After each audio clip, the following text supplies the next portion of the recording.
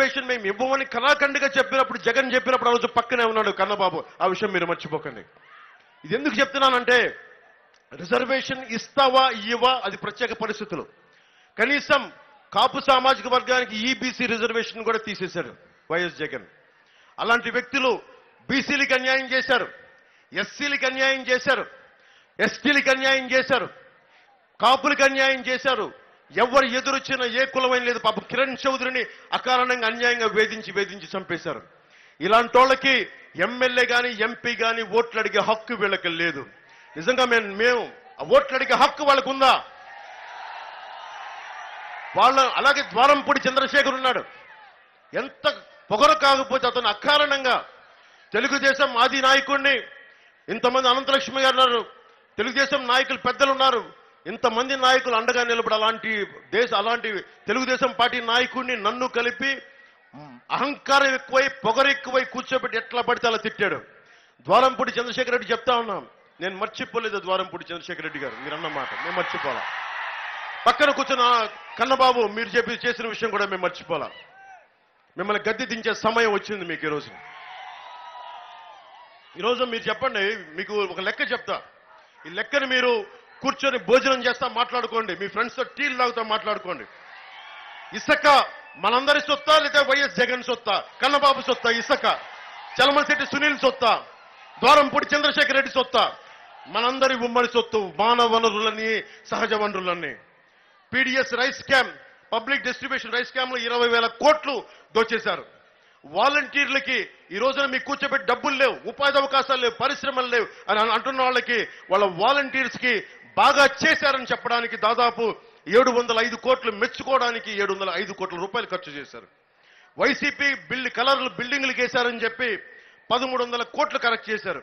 కలర్లు వేయడానికి, కలర్లు తీయడానికి 1000 కోట్లు ఖర్చు చేశారు. రేషన్ డెలివరీ వెహికల్లు అవి స్కామ్ 830 కోట్ల రూపాయల కారణంగా ఖర్చు చేశారు. గార్బేజ్ కలెక్షన్ వెహికల్ స్కామ్ 1500 కోట్ల రూపాయలు ఖర్చు చేశారు. చిన్నపిల్లలు తినే చిక్కీలో కూడా 61 కోట్ల రూపాయలు దోచేశారు. బైజూస్ అనే ఒక ట్యాబ్స్ కి 212 కోట్లు దోచేశారు. ఇలా లెక్క పెట్టుకుంటా వెళ్తే అంతు లేదు. మీరు వైసీపీ మద్దతుదారులు కూడా చెప్తా ఉన్నాను, జగన్ ప్రత్యేకించి ల్యాండ్ టైటిలింగ్ యాక్ట్ ఒకటి పట్టుకొచ్చాడు. పట్టాదారు మీరు మీ ఇంటికి స్థలం ఉంది, ఇక్కడ ఇల్లు ఉంది, మీకు ప్లేస్ ఉంది, పట్టాలు ఉన్నాయి, మీ స్థలాలకి పట్టాలు ఉన్నాయి. నెమ్మదిగా ఆంధ్రప్రదేశ్ రాజముద్ర తీసి జగన్ నవ్వుతా ఉండే ఒక ముఖం వేసుకుని ఒక పట్టాదారు పుస్తకం ఉంది ఈ రోజున. అది అక్కడ తాగలా. డిజిటలైజేషన్ అని చెప్పాడు. రేపు పొద్దున ఏది పేపర్లో రికార్డు ఉండదు, అన్ని కూర్చొని డిజిటల్ గా ఉంటాయి, అన్ని కూర్చోబెట్టి డిజిటల్ కంప్యూటర్లోనే ఉంటాయి. అది ఎలాగైనా మార్చుకోవచ్చు. రేపు పొద్దున మీ లాయర్లు వెళ్ళి మాకు అన్యాయం జరిగింది, రేపు పొద్దున ఎవడైనా సరే 90 రోజులు ఎవడైనా క్లెయిమ్ చేయొచ్చు ఆ ప్రాపర్టీ. మీరు ప్రూవ్ చేసుకోవాలి ఈ ఆస్తి నాదని. మీరు కొన్న తర్వాత మీరు ప్రూవ్ చేసుకోవాలి ఈ ఆస్తి నాదని. 90 రోజుల్లో ప్రూవ్ చేసుకోలేకపోతే అది వెళ్ళిపోతే ఎవడికొకడికి. అందుకని వైసీపీ నాయకుడు చాలా డేంజరస్, చాలా చాలా ప్రమాదకరమైన పాలసీలు పట్టుకొస్తా ఉన్నాడు. మద్యపాన నిషేధం అని చెప్పాడు, మద్యపానాన్ని తీసుకు అమ్ముతా ఉన్నాడు. అలాగే ఈ రోజున కూర్చోబెట్టి మీకు అండగా ఉంటాను, స్థలాలు ఏమి కానివ్వనని చెప్పాడు. రేపు పొద్దున కూర్చోబెట్టి డిజిటల్ యాక్ట్ పట్టుకొస్తా ఉన్నాడు, ల్యాండ్ టిల్టింగ్ యాక్ట్ పట్టుకొస్తా ఉన్నాడు. సొంత ఇల్లు మొత్తం తాకట్టు పెట్టేస్తాడు. వీళ్ళకి తాకట్టు పెట్టడం చాలా అలవాటు. మన ఆస్తులు తాకట్టు పెట్టి మన రోడ్ల మీదకి లాగేస్తారు. అలాగే కౌలు రైతాంగానికి గుర్తింపు కార్డులు లేవని చెప్పి మనకి కాకినాడ రూరల్ మొత్తం తూర్పుగోదావరి జిల్లాలో మొత్తం ఉంది. కౌలు రైతులకి దాదాపు నేను ఇన్ని వేల మంది రైతులకి నేను కోట్ల రూపాయలు ఇచ్చిన వాడిని పార్టీ తరఫు నుంచి. నేను కౌలు రైతులకి చెప్తా ఉన్నాను, మీ గుర్తింపు కార్డులు ఎట్లా రావాలి అనేది ఆ బాధ్యత కూటమి ప్రభుత్వం తీసుకుంటుంది. అది రేపు పొద్దున మేము పిఠాపురంలో భారీ మెజారిటీతో గెలిచి మాట్లాడేది మీ గురించే మాట్లాడతాం. అలాగే రైతాంగం గురించి సాగునీరు సమస్యలు మనకి ఏదైతే పూడికలు ఉన్నాయో పూడికలు తీసే, కానీ ఏదైతే మనకి చిన్న చిన్న ప్రాజెక్టులు ఏమన్నా ఇవన్నీ తొందరగా పూర్తి చేసే బాధ్యత మేము తీసుకుంటాం.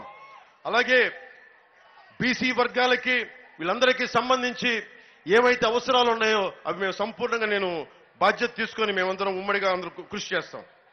ముఖ్యంగా 974 కిలోమీటర్లు మనకి తీర ప్రాంతం అంతా, గుజరాత్ తర్వాత మనకే ఎక్కువ తీర ప్రాంతం ఉంది. ఎక్కువ మంది మనకి మత్స్యకారు సామాజిక వర్గం ఉంది. దాదాపు 2,523 మత్స్యకారు సంఘాలు ఉన్నాయి. 3,10,000 మత్స్యకారులు ఉన్నారు. వీళ్ళందరికీ కూడా కేంద్రం చాలా బలమైన, ఇందాక మన ఎంపీ అభ్యర్థి తంగెల ఉదయ్ శ్రీనివాస్ గారు చెప్పినట్టుగా బ్లూ ఎకానమీని స్టార్ట్ చేశారు. మత్స్య సంపద, దాని సంపద అంతా మత్స్యకారులకు చాలా బలంగా చెందాలి. ముఖ్యంగా దేశంలో 30% మత్స్య సంపద ఉత్పత్తి మన రాష్ట్రం నుంచి జరుగుద్ది. మత్స్య ఎక్స్పోర్ట్స్, ఫిషరీస్ ఎక్స్పోర్ట్